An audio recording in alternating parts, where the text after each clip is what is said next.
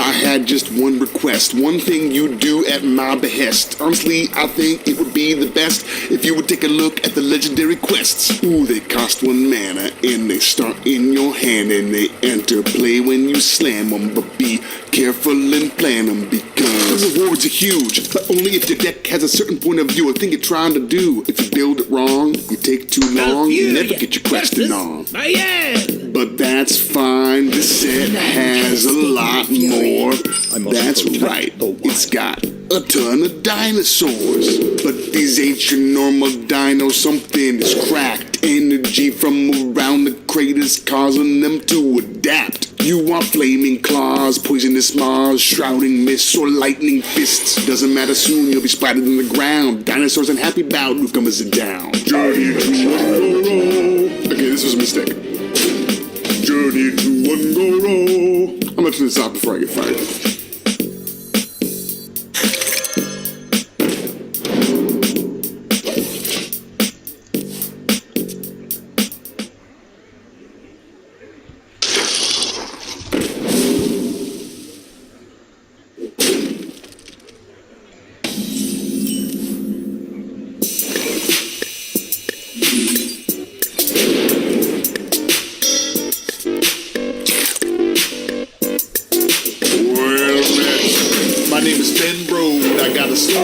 Are you ready to come on and listen well? Many years ago there lived a paladin. He was Prince of the Illinois when the story begins. This ain't a happy story, it's a little dark. This ain't no summer day, this ain't no walk in the park. You see, this prince's name was Arthur, aka the Lich King. This is the story of how he became him. It all started with the mysterious plague. Only vague reports were all the Alliance scouts gave. The king said Arthas to go check out the rumor, and he met up with his college buddy Jaina Proud Hura. Arthas and Jaina, yo, they were on the case. They found some crates filled with rain that were poison laced. Suspicious, they looked about as something moved in the forest. Shadows emerged and Arthas yelled, "They're coming right for us!" That's when the scourge attacked. The defense just cracked and Arthas just snapped and jumped into act. Quickly got trapped. Ghouls at his front and ghouls at his back. Arthas looked up and through the battle saw a necromancer shadow. It was Gavazard. Arthas gave him a nod, and then he swept the ghouls away and clawed his way towards KT and punched the necromancer straight square in the teeth. KT said, "Seek Mal'Ganis where he makes his home. He controls the scourge from the city of Strathhome." Those were the last words Gavazard said. Arthas killed that necromancer with a blow to the head and said, "Jaina, I demand that you call the silver hand, and Uther will command them, and we will burn the dam then." And Jaina said, yo, okay, I'll go. I will go find Uther and I'll tell him what I know, yo. And she teleported away. There wasn't much else to say. They had to go stop the plague and they were coming this way. Arthas, where did this go wrong? Why did you turn to darkness? Arthas, where did this go wrong? Why did you turn to darkness? Right then he arrived at Hearthglen, looked down, saw a plague grain on the ground again. Arthas took a deep breath, then turned around. He was surrounded by the entire town. "Wait a second," said Arthas, filling with dread. "This plague doesn't just kill, it turns you into undead." The prince's stomach began to churn, and that second townsfolk began to turn.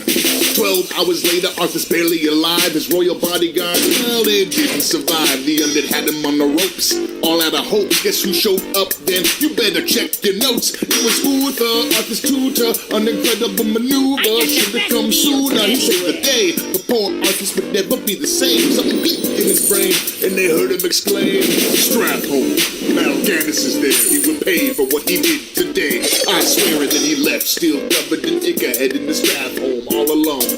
And here is the kicker. And people line the streets, the plague had been released. Pretty soon the city would be an undead army of beasts. Arthas knew he couldn't let them become scourged. Turned around and shouted, "Listen to my words. There is only one way to emerge as victors. Surge into the city and purge the villagers." Uther said, "Are you serious? Your father would be furious. You can't possibly consider this. There must be some other way." Arthas said, "Not today. There is no other way to save this town. You betrayed the crown." Uther said, "Fine then, do it alone. I'm taking my army home." Arthas started killing people in the night. They were sleeping, didn't matter. He would kill them on sight. Let him kill them now before they turn to undead. So he burned the town down till the skies turned red. Then he found Mal'Ganis in the wreckage. He was just seconds from reckoning him when he said, "Wait, I have a message. Do you think you can get the best of me? Then come to Northrend, Arthas. Fulfill your destiny." Arthas, where did this go wrong? Why Why did you turn to darkness? Arthas, where did this go wrong? Why did you turn to darkness? Yeah, you went up to Northrend. He would chase Mal'Ganis and do anything to avenge the death of his people, including doing things that sound a little evil, or at least are a little illegal. But his campaign in Northrend didn't go very well. The zombie kept getting weaker. His soldiers fell. It was bleak. They'd only been there for a week, but they were close to defeat. Arthas was willing to cheat. There was a rumor of a sword full of ultimate power, but the inscription said that it would devour the soul of many that touched it. It was called Frostmourne. Arthas tracked it down anyway, because he'd sworn to kill Mal'Ganis. It was worth any risk, including this. So he lifted his fist and gave the sword a twist. It came out of the altar. Arthas did not falter. He ran back to his army, but the dead all were. Arthas tore through the undead forces straight to Mal'Ganis. Of course, the Druid laughed. You think you're winning? When you picked up that sword, you became a pawn of the Lich. And Arthas knew it was true. He was doomed, through and through. I've damned everyone, and everything I've ever loved, and I still feel no remorse. A lot happened after that. He killed his father, but I'm just not gonna bother to rap the rest. I guess I gotta tell you one last thing. He found the crown of the Lich King, put it on his head, and now it's time to sing.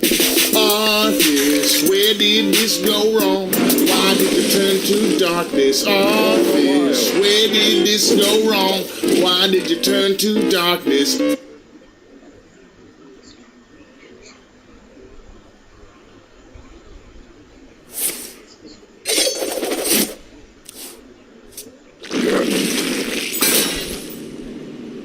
So here are the new card, guys. The new, at least legendary. Oh my god, what a card. I mean, I'm not looking this as a competitive card, but because I see 7 mana, 4/6, and it just shuffles cards in your deck. I mean, it's completely so slow. But what a card, man, just in general, that such a card is now existing. Like, if there was ever gonna become a meta that goes close to Thief or something, then cards like this, oh my god.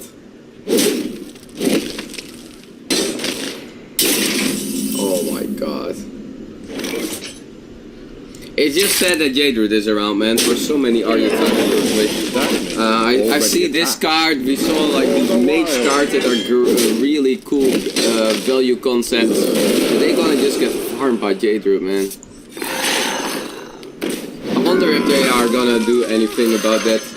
Some kind of Druid counter, some kind of nerf, or well, let it go. But it's gonna be long still, that because Druid came in the latest expansion. It's gonna be still a long time before Jadar. 7 mana, 4/6, shuffle a copy of your opponent's deck into your deck. Hello guys, hello. Hey guys, Raven, it's not a good, yeah, well, I'm also a little bit worried if it's too slow, but man, the card is exciting. Even in competitive wise, I am having my questions too. Holy damn, what an exciting card. You can, yeah, always the pre-star, right guys? This is always the pre-star, hey. Pre sucks, how do we solve it? Let's copy snap off your opponent. We can at least, the priest decks become... I already sometimes feel when I play against priest that I play against myself. That if I play mage or something, I feel I'm playing against mage. And now even with this card, it's gonna be more crazy. Oh my god. They already nerfed Druid by removing Bran and Idols. Well, Bran, yes, but it didn't do anything with Idols. But Bran was not even that strong there. I mean, what does Bran really do? There are not that many. It's like good with Aya. And the Behemoth. What do you think of the new Priest Legendary? Man, I mean, the card is really exciting, but it's really slow. And guys, which fatigue, is there any game that are really going to fatigue currently? There is only one deck that goes to fatigue, and that's Druid. But then suddenly they are not fatiguing. They just... There's no deck in the meta that goes to fatigue currently. Mage decks, they draw their burn potential, they never fatigue, they do it with Ice Block. Shaman never. Druid kinda has soul mechanic. Paladin might become close sometimes in a control matchup. But really, Warlock, well, no. Hunter, no. Town Warrior is a mid-range deck. The current Town Warriors are mid-range warriors. They are not all warriors. Control Warrior goes sometimes. Rogue, no. Well, and Priest, maybe. Maybe Priest.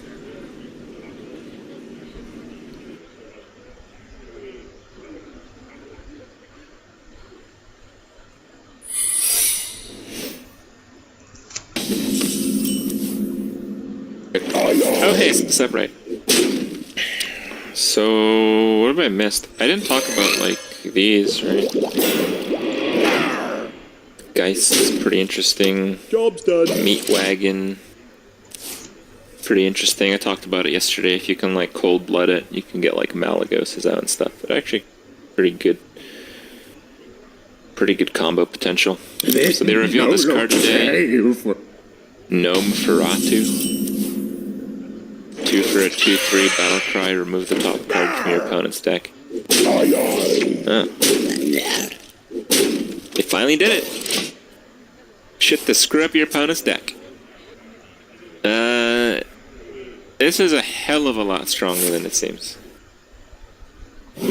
Any deck that relies on multi-card combos. I mean, you know when you play around like against Freeze Mage, and you give them like 2 cards just to mill 1 card, because if you mill the right card, they're fucked. Now, the issue with that is decks like Warlocks are often just gonna lose to those anyway. Like if you mill Antonitus, you're probably just dead with 2 fireballs, right? That's just kind of how that match works. So the fact that it's a Warlock card makes it kind of balanced, because Warlock is not good against combo decks to begin with. Even if combo decks fail their combos, Warlocks are still gonna lose a lot of the time. Right? Like, if this was a warrior card, that would be broken, okay? That would be broken as fuck if it was a warrior card.